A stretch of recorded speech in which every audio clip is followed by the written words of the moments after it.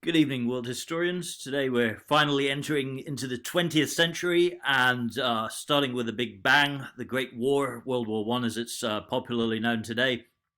Of course, the term the Great War at the time referred to the scale of the war. People had never seen any conflict, particularly in Western Europe, on the scale and mechanization and slaughter of the First World War or the Great War. It's a conflict which is overshadowed, certainly in America, by the Second World War, by memories of the Civil War, more recently by Vietnam. But throughout the world, of course, the First World War was one of the great conflicts of world history. Its causes were several.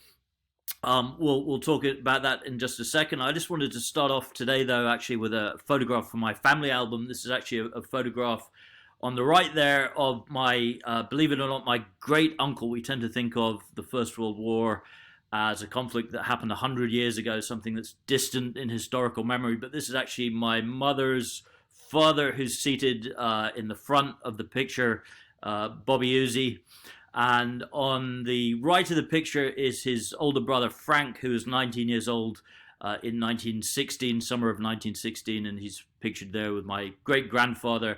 And as you can see, they're all looking rather sort of uncomfortable in front of the camera, much as you would imagine he's about to be sent off to war. He's got his cigarette in one hand and sort of leaning away from the frame of the shot.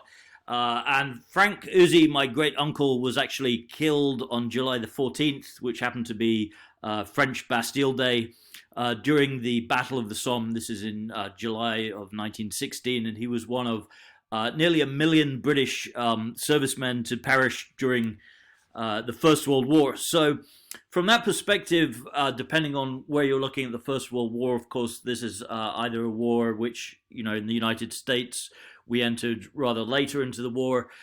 It was seen perhaps as a late intervention, something that didn't affect a whole generation, the way that in France or Germany or Great Britain, entire generations of young men especially were swallowed up and in many cases slaughtered by the warfare in the trenches.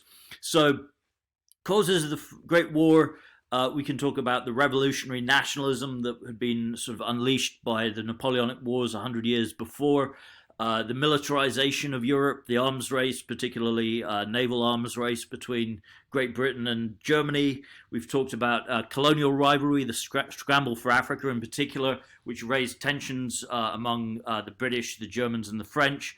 But another way of thinking of the First World War is actually as a family affair, as a family feud in a sense, because most of the great powers of Europe and the First World War, to a greater extent, certainly than the Second, which was largely an Asian as well as a European war, was a European war, and most of the European powers at that time were still, believe it or not, monarchies. Russia had a Tsar, Germany had the Kaiser, Britain, of course, was a monarchy.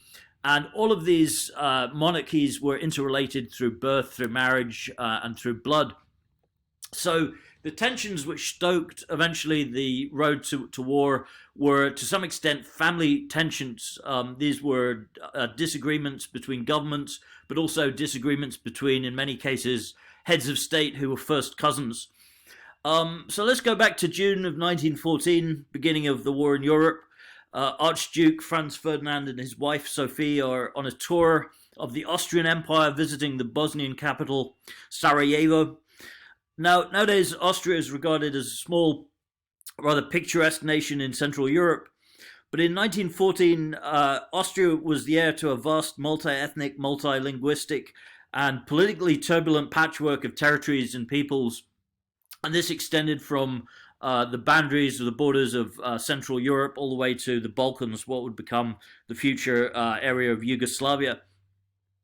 The Austrian Empire was a throwback to medieval feudalism, but would find itself in the crosshairs of modern state-sponsored terrorism at the dawn of the 20th century. And this is actually a photograph, one of the last photographs taken of Franz Ferdinand and his wife departing into their motorcade on a tour of the city of Sarajevo, despite having received actual death threats, and the itinerary of this tour had been published in the local newspaper, and they were told given warnings by various means from Serbian nationalists who were struggling to gain back independence from for their ethnic brothers in what was then the Austrian Empire, would nowadays be Bosnia, telling Franz Ferdinand not to come to Sarajevo. Nevertheless, he persisted and was assassinated, and this then unleashes the build-up or the explosion, if you like, of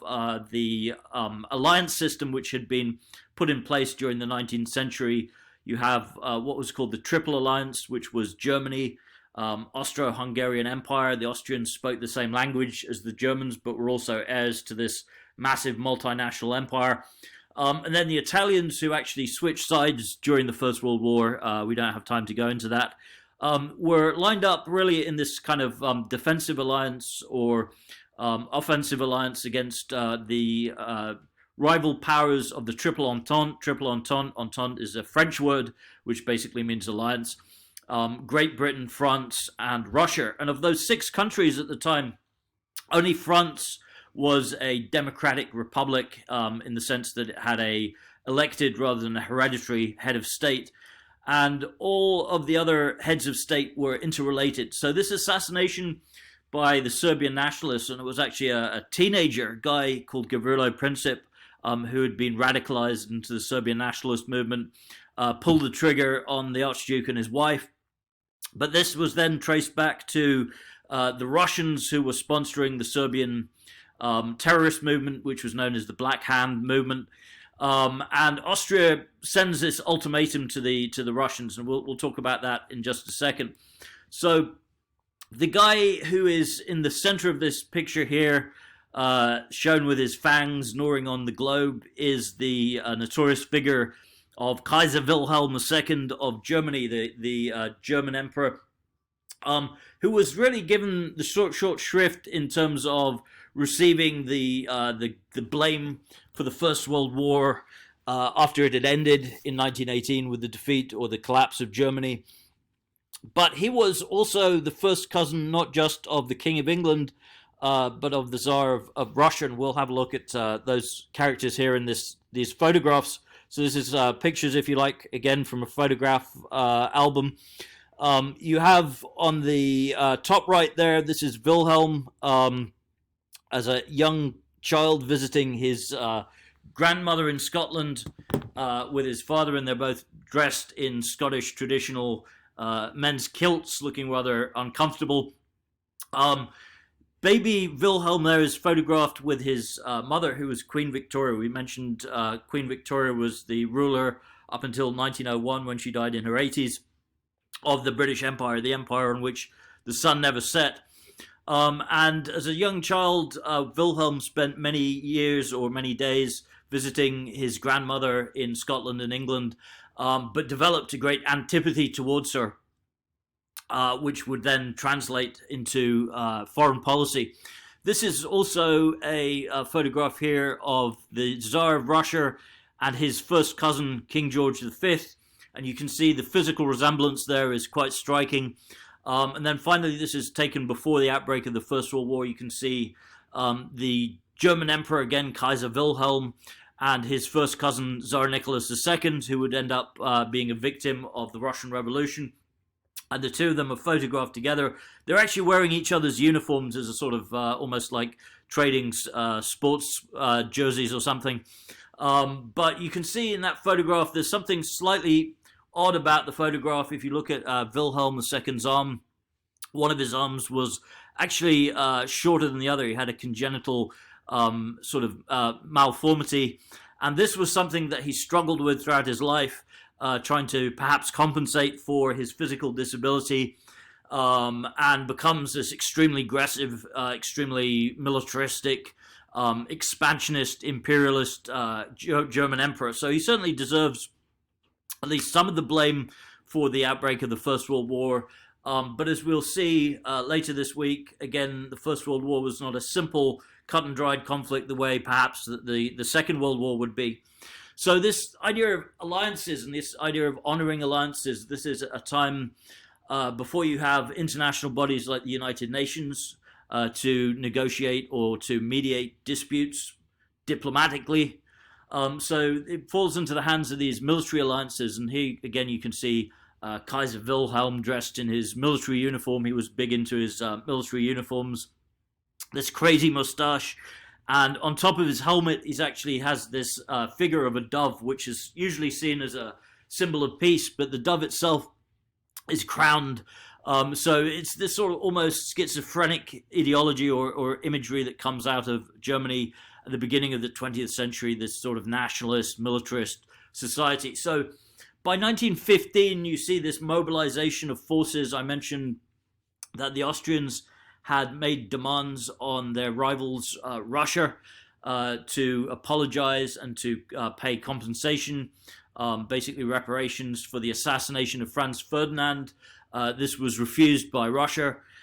Germany and Austria-Hungary then attacked Serbia in the summer of 1914 in response, in revenge, if you like, for the murder of Franz Ferdinand. Russia then mobilizes to defend its ally. Germany then declares war on Russia and France. And because of all these alliances which knit together these different rival powers, by 1915, virtually all of Europe, with a few exceptions, Spain being one of them, Sweden another, and parts of Asia, particularly the Ottoman Empire, which ends up being drawn into the war on the side of Germany and will end up actually being the downfall of the Ottoman Empire. By 1915, by the following year, this has become not just a small-scale conflict in the Balkans, but has lit up into this massive conflagration, which will become the First World War, which will eventually entail the mobilization of 5 million American troops as well by 1917. So Germany eventually will surrender on November the 11th, 1918, which not coincidentally is also the day that we remember Veterans Day. This is also dates back to this period. We don't have time in this short video to really kind of cover the scale or the dimensions of the military history of the First World War, other than to note that the new technologies which had been introduced into the battlefield, things like chemical agents, mustard gas, the tank, aerial warfare, and so on, machine guns used on a scale never before seen, resulted in enormous casualties, dwarfed eventually by the Second World War, but nevertheless, you can see Germany loses 2 million, Russia loses 1.7 million, France loses 1.4 million, Great Britain loses almost 1 million men during this conflict, including, as I mentioned at the beginning of this lecture, my great-uncle Frank. Europe is severely devastated, particularly Germany. Its economy never really bounces back for the remaining decade. In the United States, again, US is drawn into the war. We'll talk about that next week. But 112,000 deaths, nothing to be, dismissed. That's a heavy toll. But in the United States, it was still seen by many people, the Great War, even though America had made a decisive intervention, that this was a European, as I mentioned, family squabble. And one of the consequences of this perception was the growth in the 1920s and 1930s up until the Second World War of political isolationism in Europe from the United States. The United States did not want to get drawn into another European conflict, the likes of which the world had never seen. So we'll talk more about the aftermath of the First World War on Friday. But for now, thanks very much and take care.